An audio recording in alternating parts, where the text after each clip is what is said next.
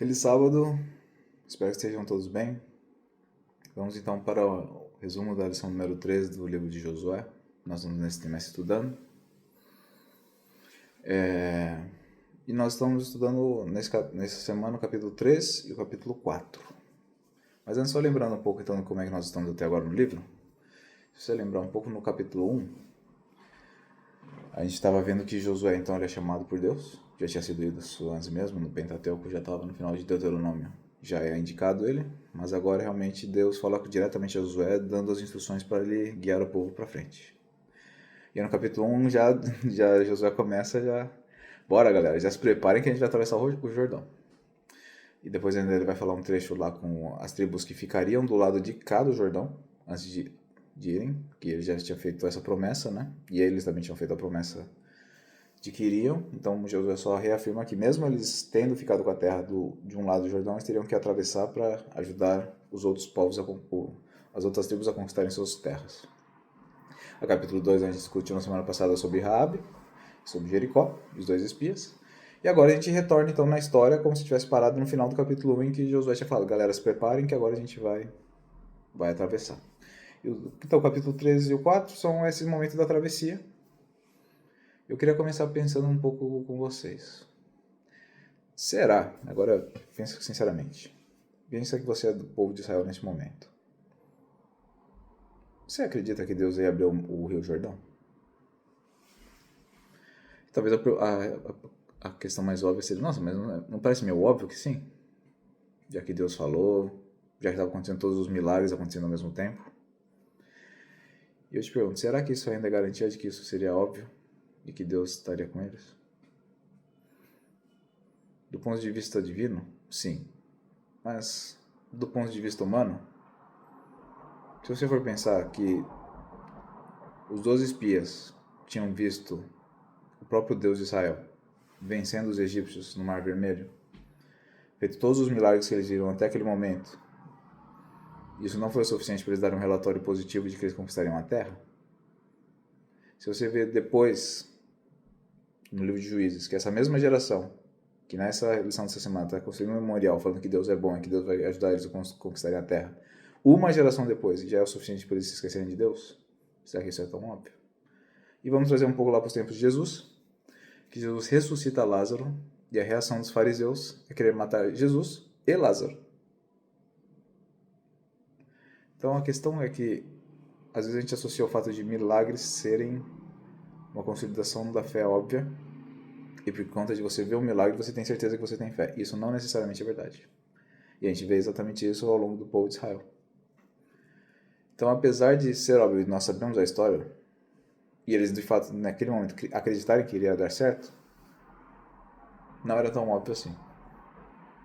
Mas é importante que Josué fala, e o que Deus fala, que a travessia do mar, do Rio Jordão, seria exatamente prova de que Deus daria a terra para eles. E esse é um ponto interessante. Porque agora, Deus ainda vai à frente. Ele pede para que os sacerdotes vão primeiro. Então vai um sacerdote carregando a arca. Eles pisam na água e eles vão ter que atravessar. Só quando eles pisam na água que realmente abre. E aí eu te pergunto, Deus indo no meio, você atravessa a água? Aí você fala, provavelmente sim, né? Quem sabe? Mas eu queria trazer um pouco disso na reflexão, tanto porque a lição vai trazer muito essa travessia e questão de lembrança. Eu te pergunto, era óbvio só no passado?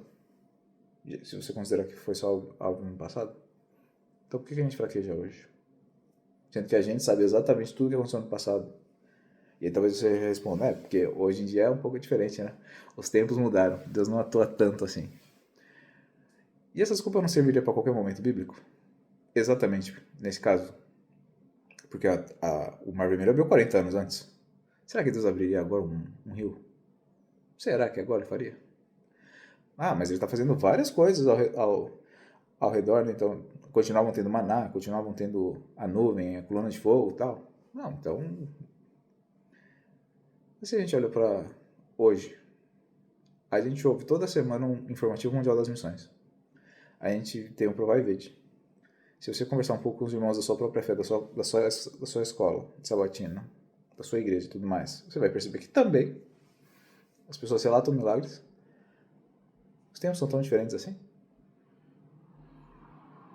Então a questão principal é uma questão de percepção e de lembrança.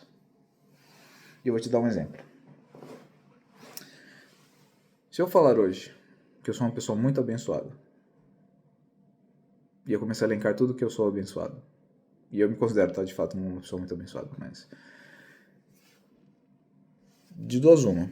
Ou você vai ficar feliz por mim, ou você vai ficar com inveja. E vai falar assim, nossa, mas que arrogante, né? Querer listar as bênçãos num vídeo só pra se mostrar pra internet. Ainda bem que esse vídeo é privado, então isso não me preocupa. Mas o ponto central é que às vezes a gente pensa que listar as bênçãos é algo ruim. Listar que você é uma pessoa de talentos é algo ruim. Porque os outros vão achar que você é arrogante. Então você já não é humilde. E muitas vezes exatamente você listar as suas bênçãos é você recordar o que Deus já fez por você. E aqui eu conto uma coisa pessoal. Todos os anos, lá no final do ano, na última semana do ano, há 10 anos eu escrevo como se fosse uma carta, um relatório, alguma coisa assim, para mim mesmo. Lembrando como foi o ano para mim. E aí, antes de eu escrever a carta do ano atual, eu leio a carta de todos os outros anos que eu fiz. Então já eu tenho que ler 10 anos do passado. E o que me chama a atenção quando eu leio as minhas outras cartas é que a quantidade de preocupação que eu tinha no passado e que eu sequer me lembro hoje é muito alta. Então, assim, 10 anos atrás, eu estava na faculdade, nossa, estava preocupado com uma matéria X, que hoje eu nem sequer sei, mas qual que é o teor da matéria. E eu preocupadaço. Falei, nossa. Ou coisa no trabalho, coisa na vida pessoal, enfim. O ponto é, quando eu leio o meu passado, eu vejo como Deus é bom. Vejo quantas preocupações nós temos e que Deus estava comigo. Então, quando a gente recorda esse tipo de coisa, é que você entende o que Deus faz. Então, quando você lista as bênçãos, não é algo negativo. Muito pelo contrário, é algo extremamente positivo. E às vezes quando a gente não faz isso, é que a gente começa a ficar pensando, será que Deus está comigo? Porque é impressionante como você pensa o seguinte na sua vida. Essa dificuldade que eu estou agora, nossa, mas essa talvez Deus não me ajude. Disse você, depois da 100ª vez que Deus já te ajudou em toda a sua vida. Mas essa não assassina. Parece que a próxima é a mais difícil. Quem sabe até é, mas você não, às vezes desconfia de Deus. Só que, parafraseando a irmã White, né? Por que nós tememos o futuro se a gente já sabe o que Deus já fez para nós no passado? E então Josué faz a mesma coisa quando eles estão atravessando o Jordão. Eles pegam pedras de dentro do Jordão e montam um altar. Depois vão fazer outros altares e tudo mais. Mas o ponto central é, eles fazem memoriais. Para que os filhos olhassem e falassem, nossa, mas o que Deus fez aqui? E às vezes é importante a gente anotar o que Deus fez por nós, para a gente se lembrar. Porque eu vou ser sincero, todos os anos acontece o mesmo ciclo comigo. Eu leio as minhas cartas passadas e falo, nossa, me preocupava com isso. Passa-se o ano, eu esqueço, volto no ano seguinte para escrever a próxima. Nossa, realmente me preocupava com aquilo. E o ciclo continua.